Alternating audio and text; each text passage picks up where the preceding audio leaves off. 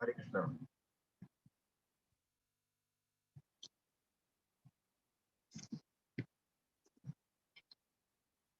Can you hear me? Yes, Prabhuji. Hare Krishna ji, please and And prayers first, and then we go on to session. Om Jnanatimirandasya Jnananjana Chakshurmilitam Shri Gurave Namaः. Shri Caitanya Manobishtam Sthapitam Yena Bhutale Swayam Rupa Kadamādi Padāti Swāmi. Vandeham Shri Guru Shri Bhaktavam Shri Guru Vaishnavamscha Shri Rupam Sankirjatam Sagala Raghunathanvitam Tam Shri Sadhuvaitam Sadhuvaitam Krishna Chaitanya Sri Radha Krishna Pradan Sahagana Shri Shri Namam Vishnu Padaya Krishna Preshta Bhutale Shri Chaitanya Swami Acharya Daikika Pradayine Gaurakata Damna Namam Vishnu Padaya Krishna Preshta Bhutale Srimate Gopi Paranadana Dasiti Namam Vishnu Padaya Krishna Preshta Bhutale Srimate Bhakti Vedanta Swami Namaste Saraswati Devi Gauravani Pachari Ashyatya Adeshakari Vanchakalpatarubhyasya Kripasindhubhyo Chaitanya Bhavani Jai Shri Krishna Chaitanya Prabhu Nityananda Shri Krishna Vasadi Gaurava Hare Krishna Krishna Krishna Hare Hare Hare Rama Rama Hare Hare Hukam Karoti Vachalam Pangam Paramananda Madhav Chaitanyeshwaram Patanjana Smriti Yasvandashkam Bhavit Smriti Syat Sri Chaitanya.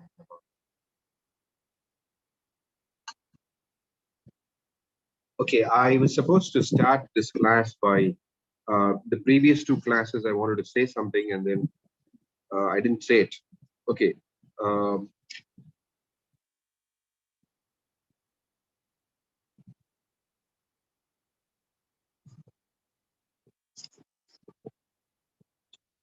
The chapter before last week was reverential devotion of sons and other subordinates.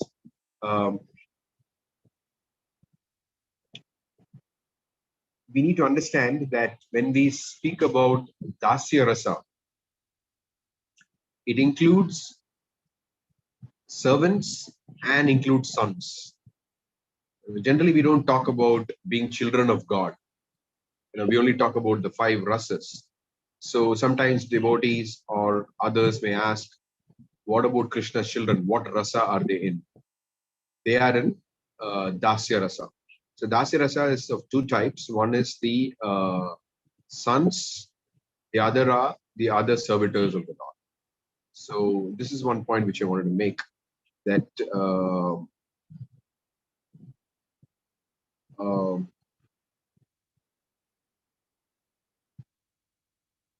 that when we consider family members of Krishna, each of them have a different rasa with Krishna. The sons have Dasya Rasa, wives have conjugal rasa, then you have his parents, they have Vatsalya Rasa, his friends. So within, okay, at least let's take the family itself. The sons are not necessarily, I mean, we may, if we use our rational mind, we think, oh, it's all Vatsalya, right? Son and the father. But when we speak about Vatsalya or anything for that matter, it is in relationship to what mood the devotees have towards Krishna. In the service of the Krishna, the service of the Lord, Dasya is a common in all the relationships, but then along with Dasya, when there is a sense of equality with the Lord, then it is considered as Sakya. And then when there is when there is Dasya, and then when there is friendship, and there is with paternal love, like the love of parents for the children, then it's considered as Vatsalya, and above that is Madhurya. Madhurya includes each of the rasas, includes the previous rasas. For example, Prabhupada says in one lecture I was hearing recently that the wife also serves the husband. She is also acts like a friend. She also acts like a parent. She also acts like a lover. So he gives an example of how in the mundane world also this is true. It's that Madhurya includes the previous rasas. So when we think in terms of Vatsalya, we should remember there is only those devotees of the Lord who have the mood of relating to Krishna as their child. That is called Vatsalya. So if the Lord has Vatsalya towards the devotees, that is not necessarily considered as Vatsalya. It is the mood of the devotees which we have to consider. So the sons of the Lord serve him as they have dasya rasa towards him. They serve it servitude. Any comments or questions?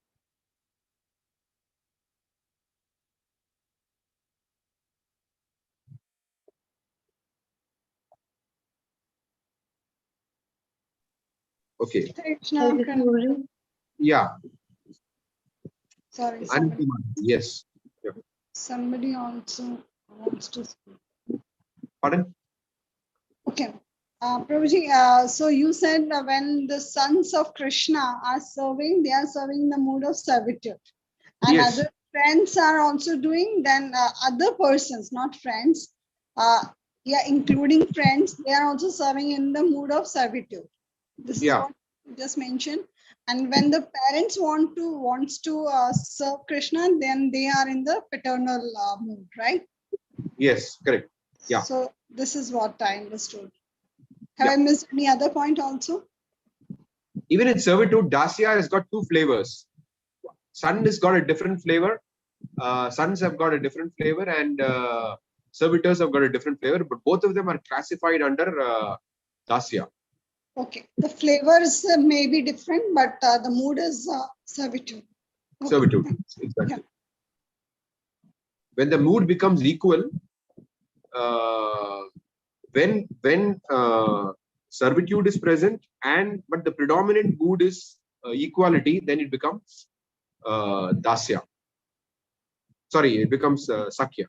Then you have servitude, then you have equality, but then you have paternal, then it's considered as Vatsalya. When you have all the three, but the mood is of Madhurya, then you consider it as, then it's considered as Madhurya. Yeah, the mood of conjugal relationship. That's considered as Madhurya. Each of the rasas includes the previous. That's what I was going to say. I mean, generally the word Vatsalya refers to parent and children. So, but we should not we should not be confused to think that the sons also have Vatsalya relationship with the father. Yeah, I mean, that's in the common language, we call it Vatsalya, but in terms of rasa here, as Rupa Goswami discusses it, Vatsalya only refers to when they consider Krishna to be their child, not the other way around. Not the children considering Krishna as parent.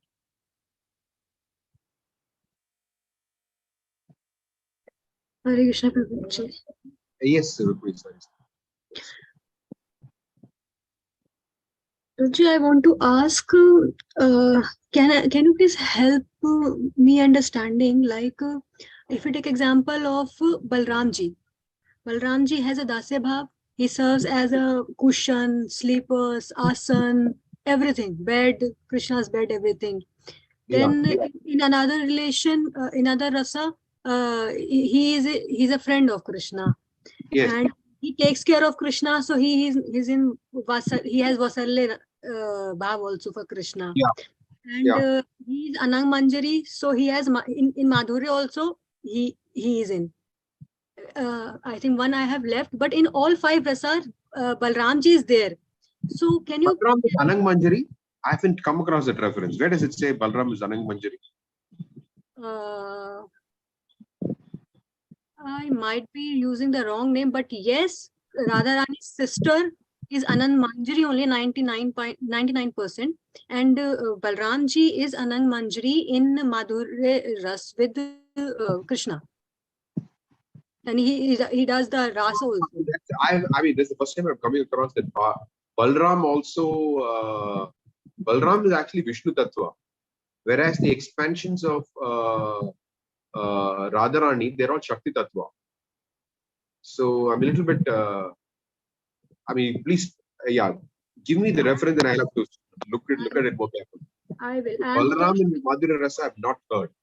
I'm Prabhuji, so I have heard this. I mean, I have read this. I think in Krishna book, maybe. I'm not sure, but yes, it is correct. We've heard this. Yeah, we'll have to look at it more carefully in terms of what exactly is being said there. Yes, sure. So Prabhuji, I was requesting that as can we take example of Balramji, that as he is in all the 5 prominent rasas, and if you can explain like this, taking example of Balramji.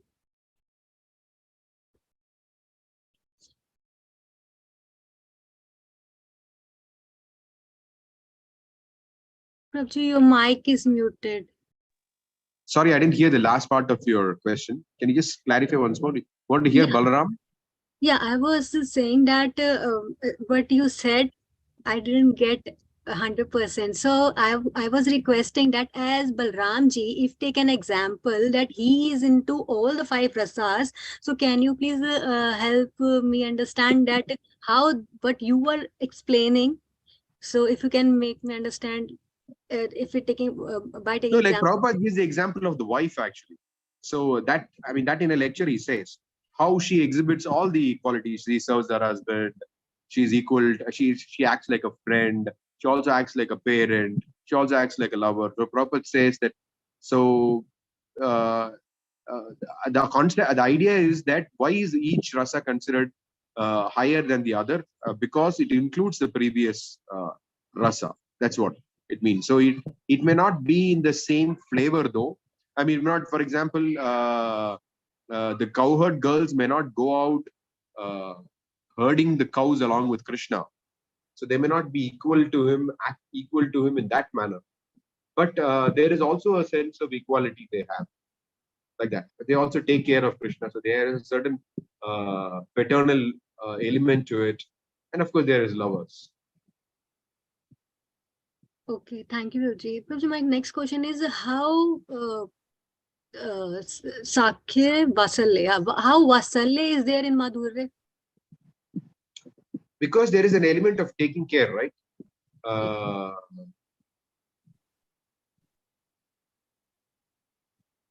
In the sense that the gopis, they look after Krishna also. It's not that they only,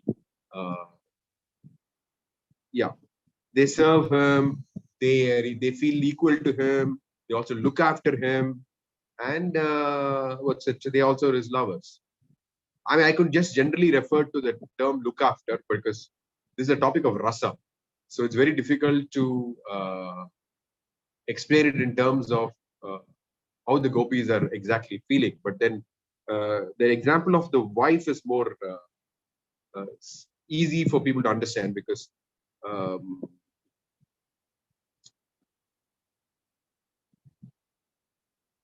it's not very uncommon for women to say that I feel I'm taking care of like a mother. It's like, even though it may not be mother, but it may not be a child, but it's like there is a certain motherly element. Even while taking care, I mean, it's not that it manifests at all times in all places, but there is a certain motherly element which manifests when they are serving their husband also. Not that it manifests all the time, but sometimes it is in the mood of servitude, sometimes in the mood of equality, sometimes in the mood of taking care, like that. Thank you so much, Prabhuji. Thank you.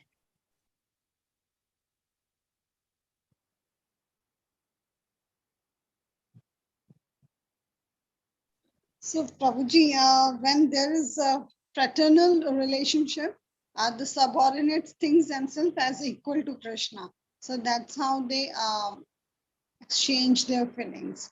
In the paternal, Yeah, they don't go beyond the stage of I am a servant of the Lord, and they just try to serve. That's it. There's no sense of equality or trying to take care or being his lover and things like that. sorry, I didn't get. No, the Dasya Rasa means that there's no sense of equality or No, trying to not take care. Dasya, Sakhya. Sakya, there's a sense of equality. Okay. And in the paternal relationship, the parents think themselves as superior to Krishna so that they can They take say care. they didn't see, it's not like superior in the way we understand it. It is more like if I don't take care of Krishna, what will happen to him? Okay. In that sense. Not superior in the mundane sense how we understand. Yeah.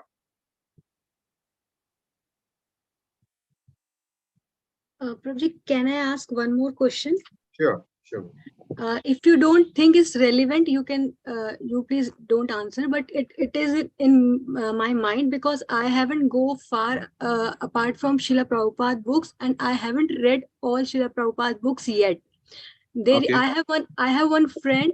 She is initiated devotee by Guru Maharaj only, and she's a doctor, and she's practicing very nicely. She and her husband is initiated by one of the sampradaya in Vrindavan only. They're So not ISKCON followers. Yeah, are you saying they're not Prabhupada's followers? But Mataji is in, no, they're Mataji. devotees. Mataji follows ISKCON only. She's Okay. a disciple of Guru Maharaj, but her husband is not. So Okay. her husband, when I was talking to her, right now I'm just taking treatment from Mataji. So I was sharing myself, and she was telling me one point she told me. So I just wanted to, it was going in my mind. If I wanted to ask this, so her Prabhu said that your ISKCON, Gopi Bhav is there. Oh, sorry, Manjari Bhav is there. But in our, he said that in our sampradaya there is a Gopi Bhav. So just I didn't go for Acharya's in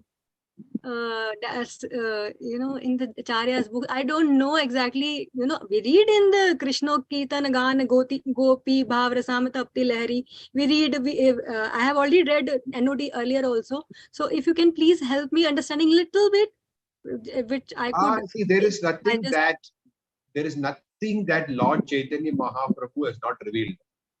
He has revealed the highest. So when it says, as you're rightly saying, Gopi Bhava Rasam Vitabdi Lahari, so it brings out it's the fullest manifestation of love, what Lord Chaitanya Mahaprabhu has come to give us. He has explained even the highest manifestations of love. So it's not correct to say we are. I mean, see, Manjaris are assistants of the gopis. So I mean, of course, this is a technical difference. When generally the word gopi also includes the word Manjari, but if you get finer, then there is a whole distinction and things like that. Like you have Radha, Madhava, Ashtasakis. Prabhupada said these Ashtasakis, they are Shakti Tattvas, expansions. So then you have Jiva Tattvas. For example, Rupa Goswami is Rupa Manjari. So anyway, without getting into the technicalities of it, but thing is, no, not Chaitanya Mahaprabhu has come to give us everything. There's nothing which remains to be revealed. He has revealed the highest aspects of love of God. So as she was saying me that her Prabhu said that in your sampradaya, Manjari Bhav is there, but in our sampradaya, Gopi Bhav is there. So is this correct, or because which I have heard from one of my friends? No, it's not correct. It's not correct. It's not correct. I mean, I see. First of all, I don't think that we need to get into so much of when we say Lord Chaitanya Mahaprabhu has come to give us everything. It is everything. Okay. Now, whether we are eligible, what we are eligible for is a different thing. But see, for example, we may not be eligible for. There's something called union with Krishna. There's something called separation from Krishna. Okay. Now, separation from Krishna is something which everybody, irrespective of their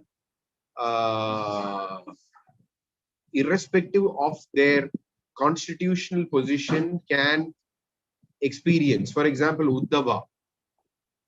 Uddhava, when he went to Vrindavan, he could experience the separation that the gopis were feeling for Krishna.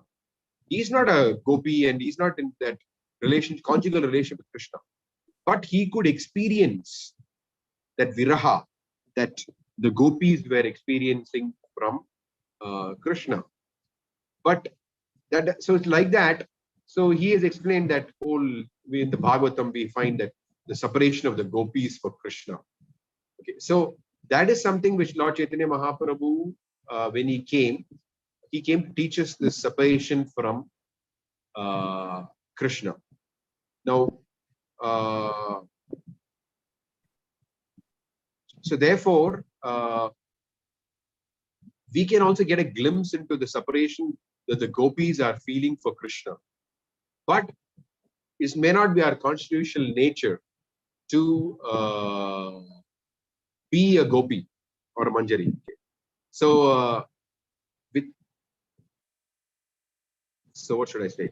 Yeah. So let's not worry about what our constitutional position is. Whatever it is what is most pleasing to Krishna. Therefore, we have a certain swarupa. So if we want to fully please Krishna, then we should serve Krishna according to the swarupa that we are in. However, this feeling of separation, the viraha bhava, experienced by the gopis, is freely available to everyone. Lord Chaitanya Mahaprabhu made freely available. Viraha bhava, the viraha that they are feeling, that can be experienced, that we can also get a glimpse of that experience, like just like Uddhava got it. So in that sense, everybody in the Krishna consciousness movement can get a glimpse into that viraha that the gopis are experiencing for Krishna. Thank you so much, Prabhuji.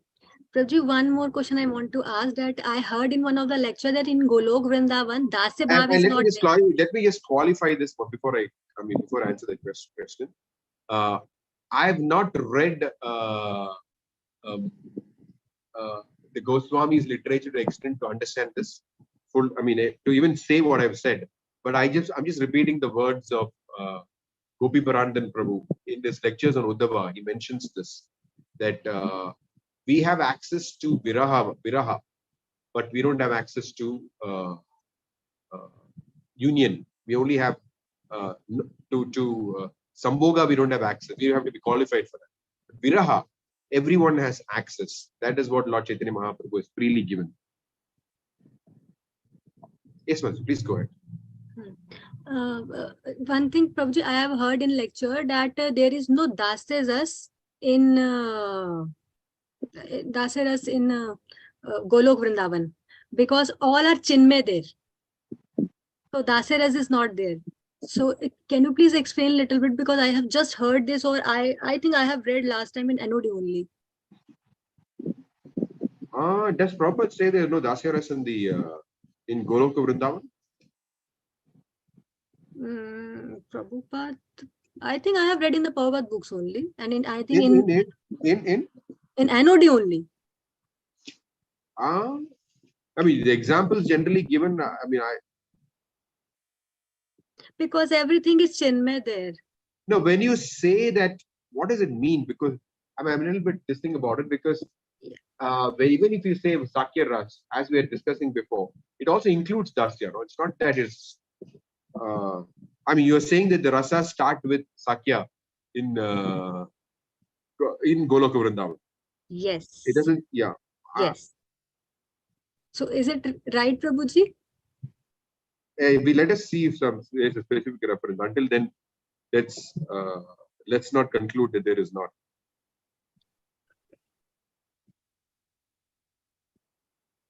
Let's see. There should be some explicit reference. But see, the reason I'm saying all this is because by inference, we can come up with so many kinds of inferences. That's with our mind. So we should be careful that we don't come up with inferences with our mind. So unless the acharyas have said it, it is not there. It is not there. If they have not said it is not there, then we should take it as there. I remember. I got yes. when I did Bhakti Shastri last year, in the beginning, the one Prabhu the teacher told this. The teacher told about in the beginning of the NOD. The teacher told Hargis Prabhupada Priya Mataji, I believe. She only said that, I will tell you the exact reference. She said that we are gonna read that book which is given by Srila Rupa Goswami. And who is a Rupa Goswami? She is a Rupa Manjari. We have to footsteps of Rupa Goswami in this material world as we are, but we should understand that he has his eternal Swarup in Golok Vrindavan as a Rupa Manjari. So that time, I think I will tell you the exact reference for this. Yeah, sure. And one last thing, Prabhuji, I want to ask that Sure. if in Golok Vrindavan, there are is Dwarka in Golok Vrindavan or is separate? Like, just wanted to ask, Miss Rukmini, Satyabhama, all No. 16,100 No. They are like, you have in the spiritual world, you have Vaikuntha, then you have Ayodhya Dham, then you have Dwaraka Dham, Mathura Dham, then Vrindavan. All of them are there. That is Vaikuntha planet. Pura, it's a Goloka Vrindavan. No, Goloka Vrindavan refers to Vrindavan. Vrindavan, it says. No? Vrindavan of Goloka. I mean, technically, that's what it is. It's Vrindavan. Okay. And this is the Bhaum Vrindavan. This is a Gokul. Yeah, Gokul, yeah. Okay, fine. Thank you so much, Prabhuji. So it does not refer. So in the spiritual world, when it says Goloka Vrindavan, it refers to Vrindavan, not Mathura or Dwaraka of the spiritual world. Sometimes the word Mathura is used, even while Rupa Goswami describes here.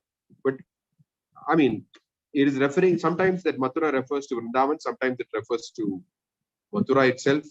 But generally, it's Mathura district, which is being referred to. Yes. And as I heard one of the quotation from Guru Maharaj only, I think 2-3 days before only, I forgot exact the content, but it was there that a person in a Gaudiya Vaishnava person has an opportunity to be in both the Leelas, in the Gaur Leela and in the simultaneously in both the Leelas. If I'm not wrong. Yes. I've also heard that.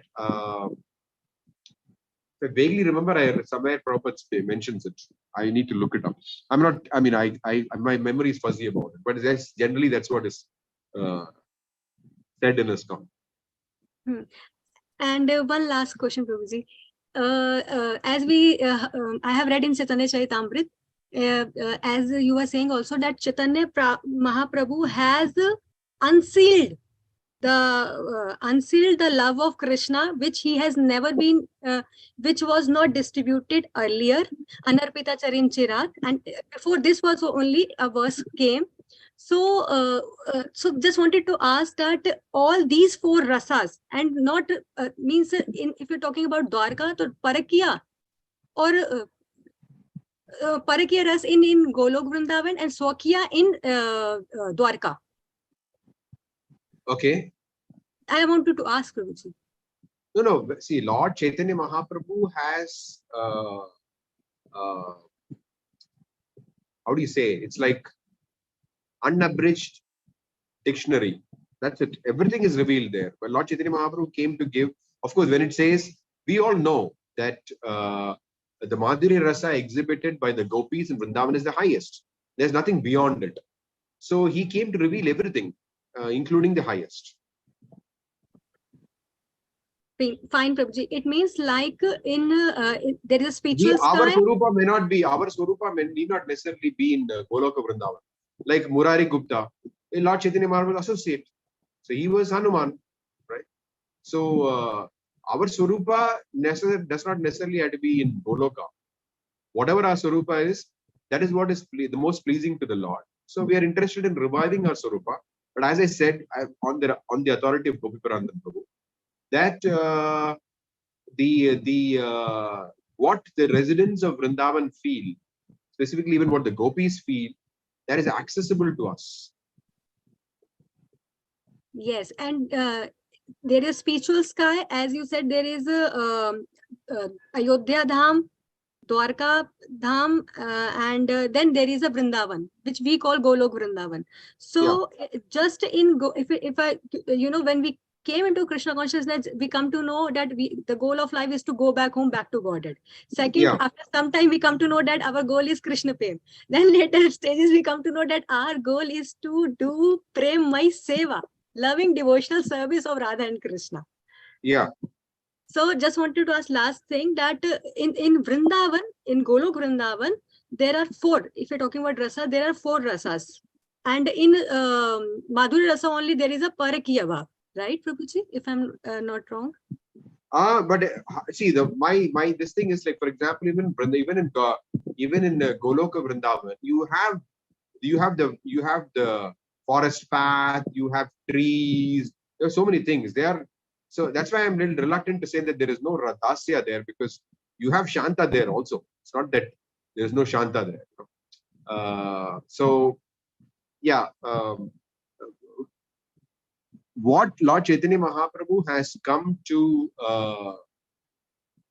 give us is pure love. So even among the residents of Vrindavan, even the residents of the spiritual world, it is not that everybody has pure love for Narayan. Jiva Goswami explains this in the commentary on Bhakti Rasamrita Sindhu. There are 3 types of devotees in the spiritual world. The first type of devotee is first of all, nobody has material desires, whose attraction for the Lord is higher than their love for the Lord. Second category of devotees is whose love for the Lord is higher than their attraction to the opulence of the Lord. And third category is those who have pure love for the Lord, even in Vaikuntha. So, Lord Chaitanya Mahaprabhu came to teach us pure love for God. So, whether our Swarupa is in Vaikuntha or in Dwaraka or Mathura or Golok Vrindavan, wherever it is, the goal is to develop full love, pure love for God.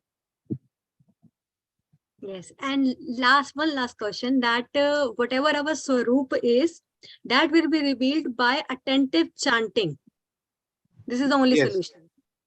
And attentive chanting cannot be done if you don't read the books attentively. Yes, thank you. Because because we commit offenses otherwise. If we read the books, then we don't commit offenses. If we don't commit offenses, then we'll be able to realize Nama will bring Rupa, Guna and Leela. Thank you so very much, Prabhuji, for answering all my stupid questions. Thank you. No, it's not stupid. They're all relevant questions. Okay, so I was supposed to speak something on the next chapter also, and I think that since we are already at 4:40, we'll just continue with today's thing, and then I'll the next class. Mataji has put a question in the chat box for me. In other religions, they say we are children of God. What to understand from this? They only know up to Dasya Rasa. That's what it means. They have their knowledge is this thing is until Dasya Rasa. Their understanding of God.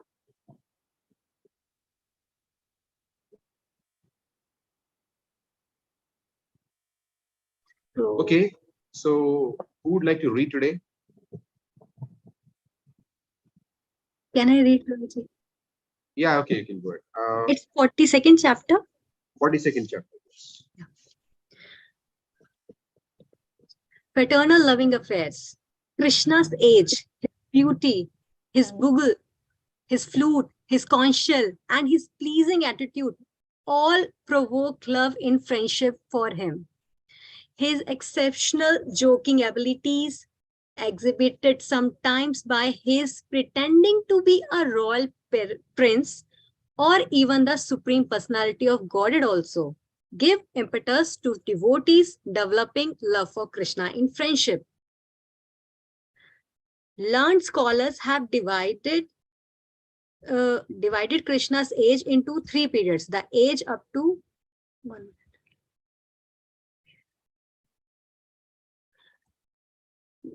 The age up through 5 years is called Komara.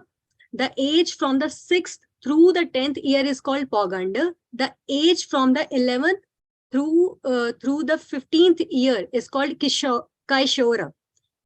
While Krishna is spending his days as a cowherd boy, he is in the Komara and Poganda ages. In the Kaishora age, when Krishna appeared in Gokul, he acted as a cowherd boy. And then when he was 16, he went to Mathura to kill Kansa. The Komar age is just suitable for reciprocating the love of a child with Mother Yashoda. In the 10th canto, 13th chapter, verse 11 of Srimad Bhagavatam, Shukdev Goswami tells King Parikshit, "My dear king, although Lord Krishna is the supreme enjoyer and the beneficiary of all kinds of sacrificial ceremonies, he still used to eat with his cowherd boyfriends. This is because at that time he accepted the pastime of an ordinary boy, keeping his flute under his arm and bugle on the right side of his belt along with his cane. In his left hand, he would hold a lump of rice paste with yogurt, and in his fingers would be Pilu, the king of fruits. When he would... Anybody knows what is Pilu?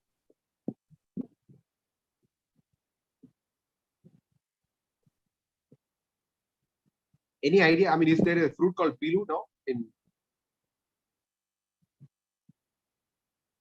This fruit has become more famous with the pastimes of Guru Maharaj recently. I mean, is there this thing like this, Mataji, what you can get? What is a Pilu fruit? Nobody knows, okay. But it says that the king of fruits. I always thought that mango was the king of fruits.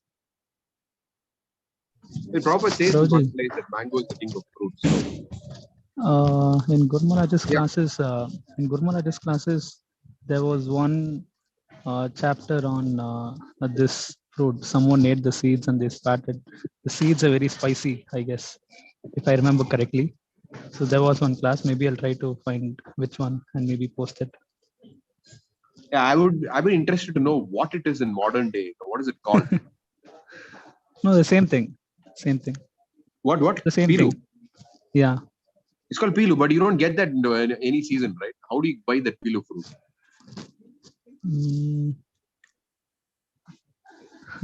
I don't think it's available anywhere else. Maybe no, only I mean, that means it has become extinct, or I mean, let's see. Okay. When he would thus sit among his friends, he would appear... Please read a little bit more slower, Okay. When he would thus sit among his friends, it would appear that he was the whole of a lotus flower and that the friends surrounding him were petals. As they thus enjoyed joking among themselves, the denizens of heaven would become struck with wonder and would only stare at the scene. Krishna's Poganda age can be further divided into 3 periods, namely the beginning, middle, and the end. In the beginning of the Poganda age, there is a very nice reddish luster on his lips. His abdomen is very thin, and on his neck are circles like those on a conch shell. Sometimes some outside visitors would return to Vrindavan to see Krishna,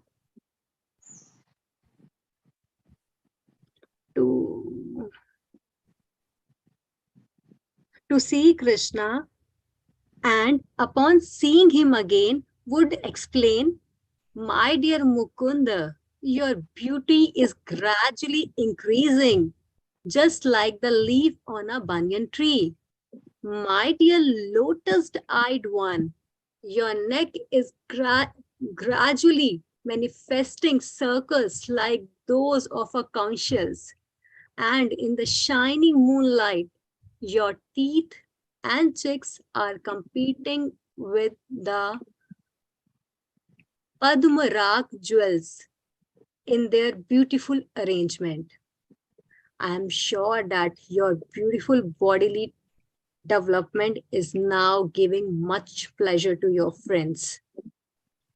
At this age, Krishna was garlanded with various kinds of flowers. He used to put on a silk dress colored with various kinds of dye. Such beautiful decorations are considered cosmetics for Krishna. Krishnas would wear this dress when he used to go into the forest to tend the cows. Sometimes he would wrestle there with his different friends, and sometimes they would dance all together in the forest. There are some of the specific activities of the Pogand age.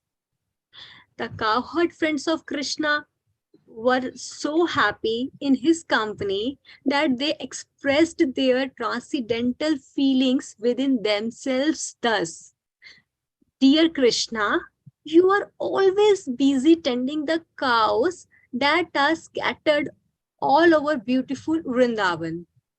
You have a beautiful garland, a small conch shell, a peacock feather on your turban, yellow colored silk cloth, decorations of carnica flowers on your ears, and a mallika flower garland on your chest, appearing so beautiful when you pretend, just like an actor, to be fighting with us.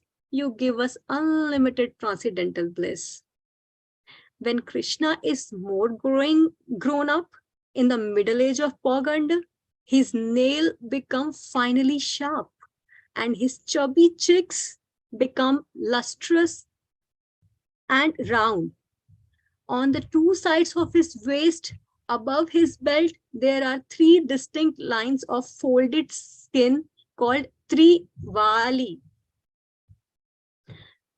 The cowherd boyfriends of Krishna felt very proud their association with him. At that time, the tip of his nose defeated the beauty of sesame flowers. The luster of his cheeks defeated the glow of pearls. And the two sides of his body were exquisitely beautiful. In this age, Krishna wore a silk dress that glittered like lightning.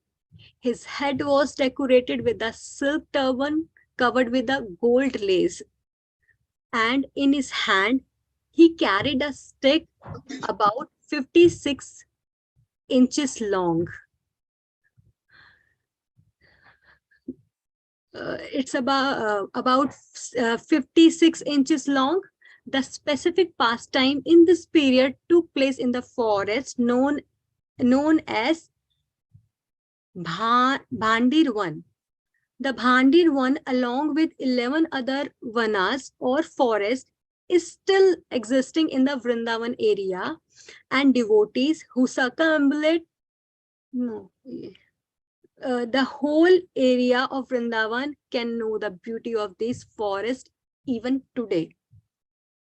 Seeing this exquisitely beautiful dress of Krishna, one devotee addressed his friend in this manner: My dear Krishna, my dear, oh Krishna, sorry, my dear friend, just look at Krishna. See how he's carrying in his hand a stick which is bound up and down with golden rings.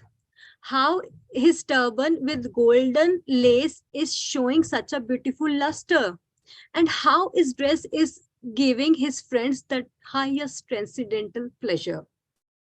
At the end of Krishna's Pogand age, Krishna's hair sometimes hang down to his hips, and sometimes it becomes scattered. In this age, his two shoulders become higher and broader. His face is always decorated with marks of tilak, When his beautiful hair scattered over his shoulders, it appears to be a goddess of fortune embracing him. And this embracing is highly relished by his friends. Subal once addressed him in this way: "My dear Keshava, your round turban, the lotus flower in your hand, the vertical marks of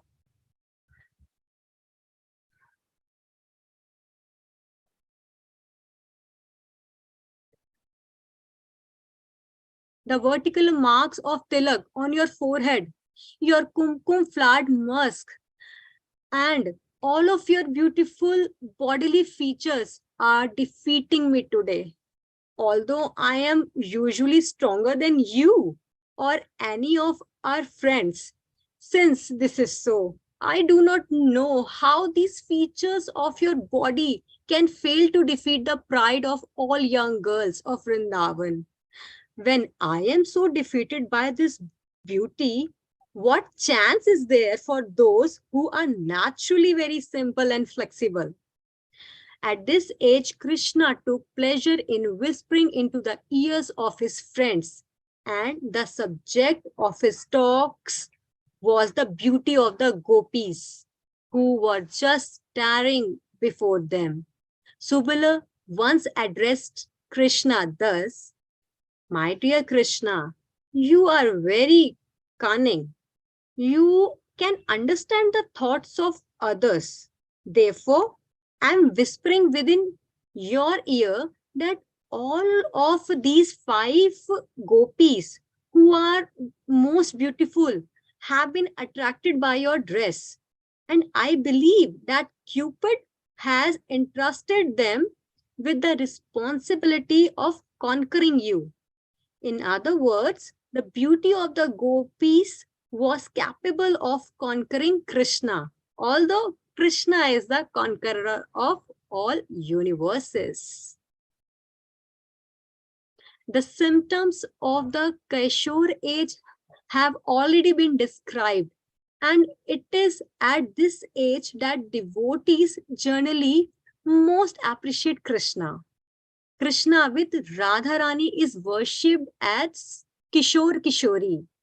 Krishna does not increase his age beyond this form of Kaishora, and it is confirmed in the Brahma Samhita that although he is the oldest personality and has innumerable different forms, his original form is always youthful. In the pictures of Krishna on the battlefield of Kurukshetra, we can see that he is youthful, although at that time he was old enough to have sons, grandsons, and great grandsons. The cowherd boyfriends of Krishna once said, "Dear Krishna, you need not decorate your body with so many ornaments. Your transcendental features are themselves so beautiful that you do not require any ornamentation." At this age, whenever Krishna begins to vibrate his flute early in the morning, all of his friends immediately get up from bed just to join him in going to the pasturing grounds. One of the friends once said, "My dear cowherd friends, the sound of Krishna's flute from above Govardhan Hill is telling us that we need to go to search him out on the bank of Yamuna." Need not, Madhi, we need not. Oh, sorry, yes, we need not go to search him out on the bank of Yamuna. Parvati, the wife of Lord Shiva, told her husband, "My dear Panchamukha, 5-faced, just look at the Pandavas. After hearing the sound of Krishna's conch shell, known as Panchajanya, they have regained their strength and are just like lions." At this age, Krishna once dressed himself up exactly like Radharani just to create fun among his friends. He put on golden earrings, and because he was blackish, He smeared the pulp of kumkuma all over his body in order to become as fair as she. By seeing this dress, Krishna's friend Subala became very astonished. Krishna played with his intimate friends, sometimes by fighting or wrestling with their arms, sometimes by playing ball, and sometimes by placing chess. Sometimes they carried one another on their shoulders, and sometimes they exhibited their expertness as whirling logs. And the cowherd friends used to please Krishna by sitting together with him on couches or on swings, by lying together on their beds, by joking together, and by swimming in the pool. All these activities are called anubhava. Whenever all the friends would assemble in the company of Krishna, they would immediately engage in all these functions, especially in dancing together. Regarding their wrestling, one friend once asked Krishna, "My dear friend, O killer of the Agha demon, you are very proudly wandering among your friends, trying to exhibit your arms as very strong. Is it that you are envious of me? I know that you cannot defeat me in wrestling. And I also know that you were sitting idly for a long time because you were hopeless of defeating me."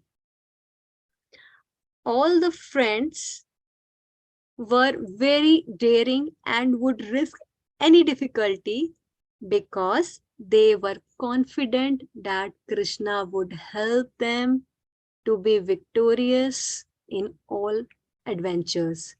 They used to sit together and advise one another what to do, sometimes inducing one another to be engaged in welfare work. Sometimes they would offer betel nuts to one another, decorate one another's faces with tilaka, or smear pulp of chandan on one another's bodies. Sometimes, for the sake of amusement, they used to decorate their faces in strange ways. Another business of the friends was that each of them wanted to defeat Krishna. Sometimes they used to snatch his clothing or snatch away the flowers from his hands. Sometimes one would try to induce another to decorate his body for him. And failing this, they were always ready to fight, challenging one another to combat in wrestling. These were some of the journal activities of Krishna and his friends. Another important pastime of the friends of Krishna was that they served as messengers to and from the gopis. They introduced the gopis to Krishna and canvassed for Krishna. When the gopis were in disagreement with Krishna, these friends would support Krishna's side in his presence. But when Krishna was not present, they would support the side of the gopis. In this way, sometimes supporting one side, sometimes the other, they would talk very privately with much whispering in the ears, although none of the business was very serious. The servants of Krishna were sometimes engaged in collecting flowers, decorating his body with valuable ornaments and trinkets, dancing before him, singing, helping him herd the cows, massaging his body, preparing flower garlands, and sometimes fanning his body. These were some of the primary duties of the servants of Krishna. The friends and the servants of Krishna were combined together in serving him, and all of their activities are known as Anubhava. When Krishna came out from the Yamuna after chastising the Kaliya Nag, Sri Dham wanted to embrace him first, but he could not raise his arms because of his great feeling of respect. When Krishna used to play on his flute, the vibration appeared just like the roaring of clouds in the sky during the constellation of Swati. According to the Vedic astronomical calculation, if there is rain during the constellation of the Swati star, and any rain falling on the sea will produce pearls, and rain falling on a serpent will produce jewels. Similarly, when Krishna's flute roared like a thunder cloud under the Swati constellation, the resulting perspiration on Sridham's body appeared to be just like pearls. When Krishna and Subala were embracing one another, Srimati Radharani became a little envious, and hiding her hot temperament, she said, "My dear Subala, you are very fortunate because even in the presence of superiors, you and Krishna have no hesitation in putting your arms on each other's shoulders. I think it must be admitted that in your previous lives, you have succeeded in many kinds of austerities." The idea is that although Radharani was accustomed to putting her arms on Krishna's shoulders, it was not possible for her to do such a thing in the presence of her superiors, whereas Subala could do so freely. Radharani therefore praised his good fortune. When Krishna entered the lake of Kaliya, his intimate friends became so perturbed that their bodily colors faded and they all produced horrible gurgling sounds. At that time, all of them fell down on the ground as if unconscious. Similarly, when there was a forest fire, all of Krishna's friends neglected their own protection and surrounded Krishna on all sides to protect him from the flames. This behavior of friends toward Krishna is described by thoughtful poet as Vyavachari. In Vyavachari, ecstatic love for Krishna, there is sometimes madness, dexterity, fear, laziness, jubilation, pride, dizziness, meditation, disease, forgetfulness, and humbleness. These are some of the common symptoms in the stage of Vyavachari, ecstatic love for Krishna. I think you can stop there. Okay. So, a few things. One is that here in the how Prabhupada mentions about this, not Prabhupada, this we know this from the forest, from the past time, that there is a forest fire which Krishna swallowed the forest fire, right? So there is one when Prabhupada is traveling, there is one place where he goes and there is a young boy. I forget the name of the place though. I think it is Japan. Anyway, so the young boy asks, "Who started the forest fire?" So Prabhupada doesn't understand the question clearly. So Prabhupada just said he understood it as the forest fire, samsara dava. So he just said the material world is like a forest fire and it happens by its own accord and things like that, and very nicely explained it to the boy. So whenever this forest fire comes, I always think of it, because even in the Krishna book, nowhere is mentioned what actually started the forest fire. Because normally we have all these demons who are comes as associates who are coming to kill Krishna. But in the case of the forest fire, you don't have a description that it was some demon or something like that. No? So it's interesting.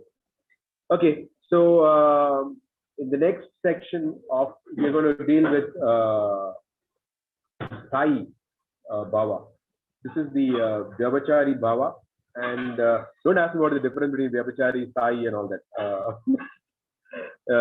I'm just taking it as a very proper explain. So the next section will deal with when the dealings between Krishna and his friends, which are completely devoid of any feelings of respect, and they all treat one another on equal level. Such ecstatic love and friendship is called Sai. So we'll deal with that in the next class. Any thoughts, questions, reflections on what we read so far? Actually, we could go through the end of this, but I just don't want to rush it because there are so many pastimes which are coming up here. Prabhuji, when I read NOD for the second time, so I made notes on all these things like Sthai Bhav, Vyabhachari Bhav, and Anubhav. So if you know, I can share also. Sure. Post it on the group actually. Yes.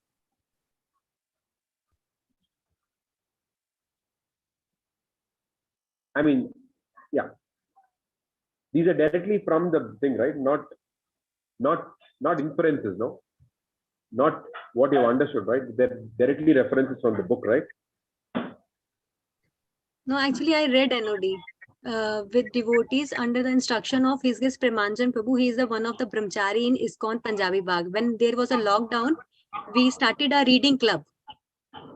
So there. Yeah. No, I'm just saying that. Okay, you send the thing to me first. Let me just look at it first. I mean, I just want to be sure that what you're posting is a direct reference from NOD rather than understanding or things like that. That's all I wanted to say. Yeah, these are my personal notes. So I'll send you first. If you think that it's relevant, then you. No, yes. See, whatever Prabhupada said is relevant. I just want to be sure that it's not an inference which, it's not an inference which in any way is different from what Prabhupada's actual words are. Yes. Yeah, sure. Because these topics are really way beyond our experience and comprehension. So we have to be very careful to repeat it as it is.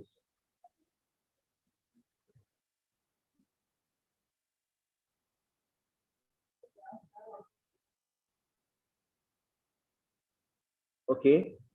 So there's no Prabhuji, am I thoughts. audible? Yeah. So I think there was a discussion earlier about whether there's Dasya Ras in Golok Dham or not. So in this, there was one line that said, out of respect, he was not able to raise his arms to embrace him. So that means there is Dasya, right? No. See, I think the question that she's asking is not every rasa includes the previous rasa. The question that she asked was, is there exclusive category called servitors only? Not those who are in Sakya exhibiting certain characteristics of Dasya. That is definite, that's a given. You know, because each rasa includes the previous. But her question is there an exclusive category of devotees who are in Dasya only?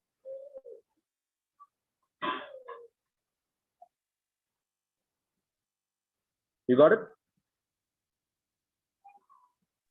Yes, Prabhuji, understood. Yeah. Yes, Prabhuji. Yeah.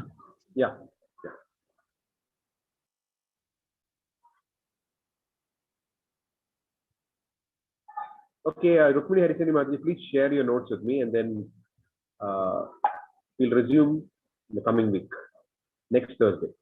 Yes. Hope you all have a nice Panihatti festival tomorrow and Lord Jagannath's Snan Yatra, which is coming up. Two big festivals. Vanchakalpatarubhishya Kripasindhubhevachya Paritanam Bhavanebhyo Vaishnavyo Namo Namaha. The Prabhupada ki jai, Gaura Bhakta Vrinda ki jai. Nitai Gaura Premanandi.